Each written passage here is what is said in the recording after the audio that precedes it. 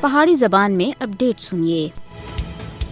بدنام زمانہ بھارتی ایجنسی NIA اور SIA پورے مقبوضہ جموں کشمیر وچ ہر دیہڑی دی بنیاد دے اتنے چھاپے مار رہی ہیں۔ NIA اور SIA کشمیری عوام کو جھوٹے مقدمات وچ پھنسانے اور سزا دوالنے دے واسطے مشہور ہے۔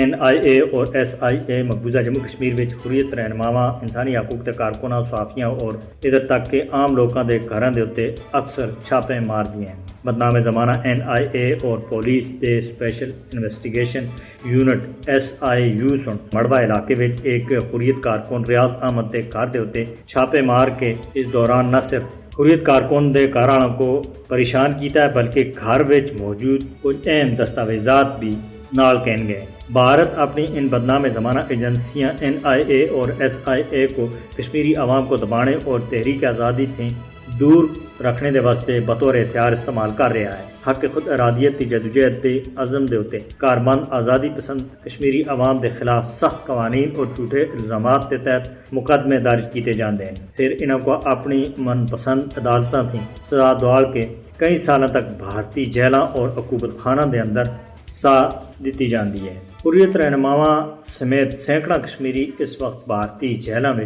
کالے قوانین دے تحت نظر بندی کا سامنا کر رہے ہیں۔ کشمیری عوام دے کالے قوانین، پبلک سیفٹی ایکٹ اور UAPA لا کے انہوں کو بدترین سیاسی انتقام کا نشانہ بنایا جا رہا ہے۔ کشمیری عوام کو انہوں دے سیاسی عقائد کی بنیاد دے اتنے یہ سزاواں دتیاں جا رہی ہیں۔ جمہوریت کا ڈونگ رچانے والے بھارتی حکمرانوں کو یاد رکھنا چاہیے کہ کشمیری عوام تمام تر مشکلات کے باوجود آزادی کے مقصد کے پیچھے کسی بھی صورت نہیں ہٹ سکتے۔